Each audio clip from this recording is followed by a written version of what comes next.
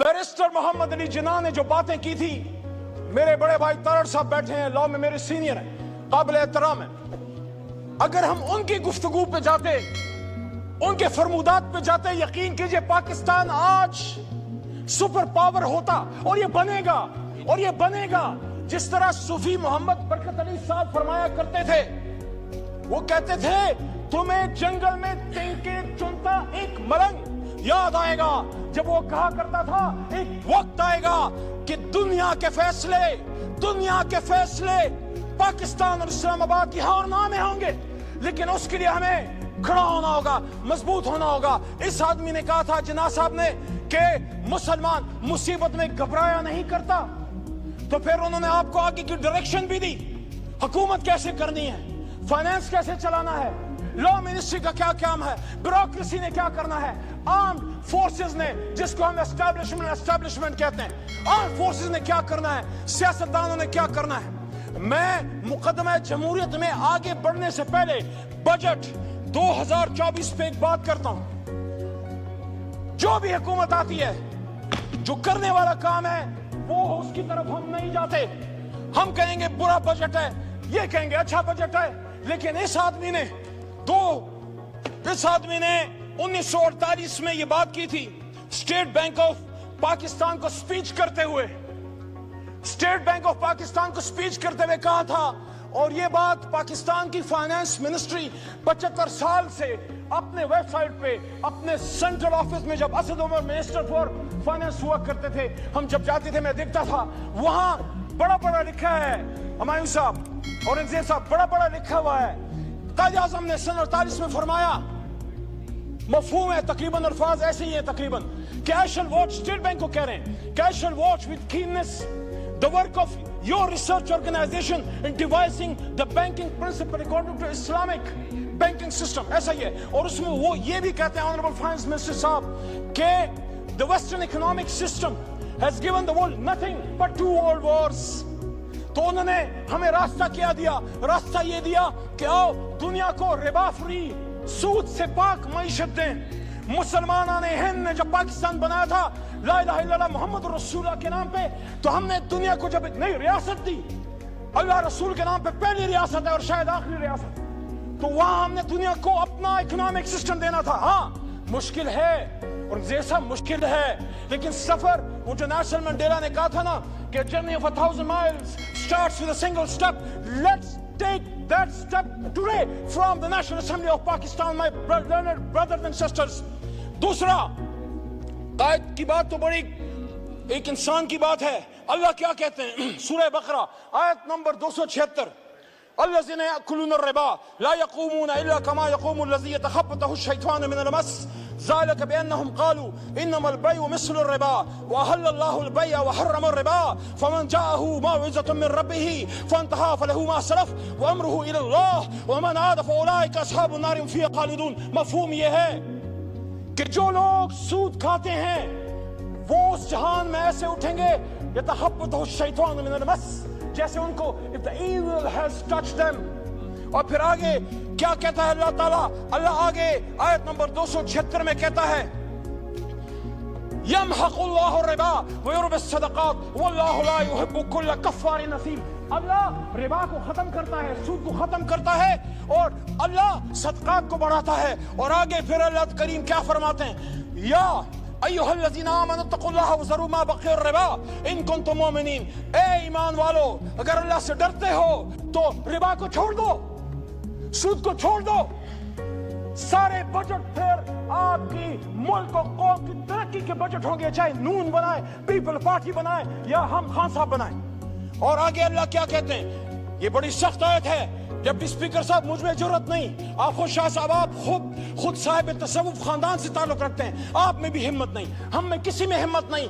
अल्लाह कहते हैं, या अय्युहल्लज़ीना आमनु तक़ुल्लाह व ज़रू मा बक़िय रिबा इन कुंतुम मुमिनीन फ़इन लम तफ़अलू फ़ाज़नू बिहर्बिन मिनल्लाहि व रसूलिहि व इन तब्तुम फलहुम रुऊसुहुम व अमवालुकुम व ला तज़लिमूना व ला तुज़लमून। और जो कोई सूद करेगा वो अल्लाह रसूल से जंग करता है। हम में हिम्मत, ہے ہم میں ہمت اللہ رسول سے جنگ کرنے کی؟ 75 سال سے جنگ کر رہے ہیں، پھر کہہ رہے غربت کیوں ہے؟ میری بہن نے باتیں کی شازیہ مری صاحبہ نے، میں ان کی بات کو سپورٹ کرتا ہوں. ایک ریاست اسلام، ریاست پاکستان ایک اسلامی ریاست میں صلاحیت ہونی چاہیے to take along the underprivileged people with you, the impoverished people with you, those people who need our support. ہر کوئی تو پیروں پہ کھڑا نہیں ہے، ہم نے ان کو اٹھانا ہے، سینے سے لگانا ہے. وہ مائیں جن کے بچے شہید ہو گئے، وہ بچے جو یتیم ہیں، وہ widows, what about them؟ ان کے لیے اس ریاست نے سینہ کھولنا ہے. لیکن مقدمہ جمہوریت میں پھر آگے بڑی امپورٹنٹ بات اس آئین پاکستان کی، اور وہ یہ ہے، بڑی بات ہوتی ہے کون سٹیٹ ہے، کون وارث ہے. The sovereignty of the state belongs to the Almighty Allah. اور اس کو ایک سیکرڈ ٹرسٹ کے طور پہ 25 کروڑ نے استعمال کرنا ہے، اور the state will exercise its powers through the chosen representatives, not through some organization, not through some department of the executive arm, not army, not ISI, not any other department. They are only the supporting arms. بہت ضروری ہے. جس طرح ہاتھوں کے بغیر آپ اپاہج ہیں، اپنی آرم فورسز اور انٹیلیجنس ایجنسیز کے بغیر آپ کچھ نہیں کر سکتے. But who will decide the policies؟ میرے آنریبل لا منسٹر صاحب، ڈاکٹر صاحب، آپ سے بھی مخاطب ہوں، سب سے مخاطب ہوں. قائد نے کیا کہا؟ 16 جون 1948 قائد نے سٹاف کالج کے سپیچ کرتے ہوئے کہا، مفہوم یہ ہے، الفاظ ادھر ادھر تھوڑے سے ہو سکتے ہیں، کہتے ہیں this is the legal position. قائد کہتے ہیں this is the legal position. The armed forces are the servants of the people of Pakistan. You do not make national policies.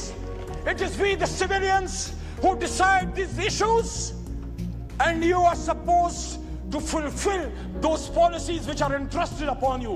Qaid Azam Muhammad Ali Jinnah, speech to Staff College of Pakistan, Quetta. تو میرے جناب deputy speaker صاحب، میں مقدمہ جمہوریت کے آخر کی طرف آتے ہوئے پوچھنا چاہتا ہوں، یہ عوام تو چن لیتی ہے، اس عوام نے تو چنا، لیاقت علی خان کو بھی چنا، کیوں اس کو چنا دیا گیا؟ اس کے قاتلوں کو کیوں فیسلیٹیٹ کیا گیا؟ جا کے ہسٹری پڑھو. آج اگر میرا لیڈر عمران خان کہتا ہے حمود الرحمان کمیشن پڑھو، اس لیے کہتا ہے کہ ایک الزام تو لگا بھٹو پہ، ادھر ہم ادھر تم کا، لیکن کیا کسی کو اصل حقیقت کا پتہ ہے کہ یحییٰ کا کیا کردار تھا؟ وہ یہ نہیں کہہ رہا کیسے حالات پھر خدا نہ کرے معاذ اللہ یہ ملک تا قیامت رہے گا، لیکن اس سے سیکھیں، اس کو پھانسی چڑھا دیا دوسرے کو، بھٹو کو.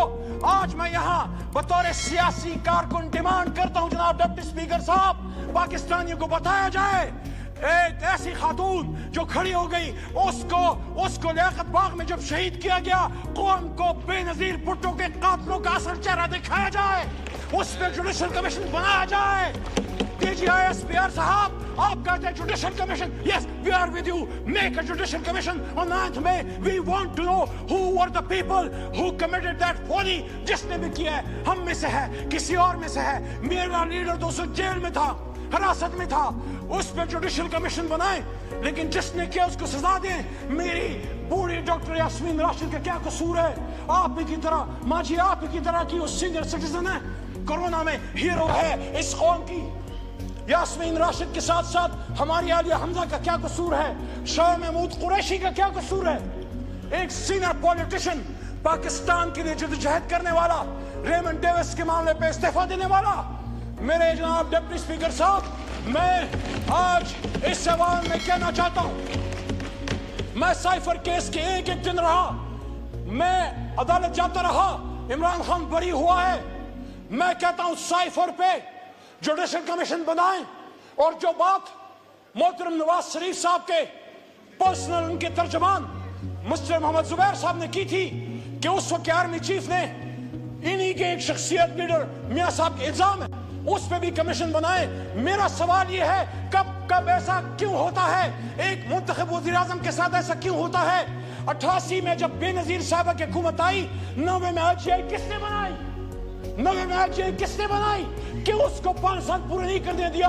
اور اگر نواز شریف آ گئے 90 میں، تو 93 میں جتنا بھی کوئی قصور تھا आर्मी चीफ को बरतरफ करने का इख्तियार कानून ने दिया था नवाज शरीफ को। क्यों उसकी हुकूमत खत्म की गई? 99 में क्यों नवाज शरीफ को हथकड़ियां डाल के भेजा गया? क्यों भेजा गया? तो जब मैं नवाज शरीफ की उसके खिलाफ अगर एंटी जमहूरियत कोई काम हुआ है तो मैं फिर ऐवान के सामने मुकदमा क्यों ना रखूं? क्या आपके साबिक वज़ीर आज़म आपको नहीं पसंद, आप उससे नहीं एग्री करते सियासत से? उस पे लाइफ अटैक, 1-2 मिनट जी, उस पे आखिरी अटैक हुआ, लाइफ अटैक हुआ, बॉडी में 4 गोलियां खा के 350 दिनों से जेल में है। उस पे जुडिशल कमीशन क्यों ना बने?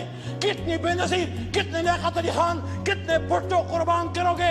हजारों साल नरगिस अपनी बेनूरी पर होती है, बड़ी मुश्किल से होता है। चमन में दीदावर पैदा, मुकदमे जमहूरियत है। मेरे भाइयों, मेरी बहनों, मेरे दोस्तों, do not fight for power, don't go into power politics, do not fight for power, fight for the people of Pakistan. शुक्रिया, आप शुक्रिया, शुक्रिया। माइक खोलें, माइक खोलें। तो साहब की जमात में है, आप खड़े रहें। मैं इमरान खान के साथ खड़ा हूं, खड़ा रहूंगा इंशाल्लाह। जेल भी नहीं तोड़ सकी। लेकिन मैं ये कहता हूं पाकिस्तानियों, मैं ये कहता हूं मेरे दोस्तों, मैं ये कहता हूं जब बात पाकिस्तान की हो, जब बात इस्लाम की हो, जब कायद की हो, फिर अपने लीडर की बात छोड़ के उस लीडर की बात अपना लो, फिर अल्लाह रसूल की बात पकड़ लो।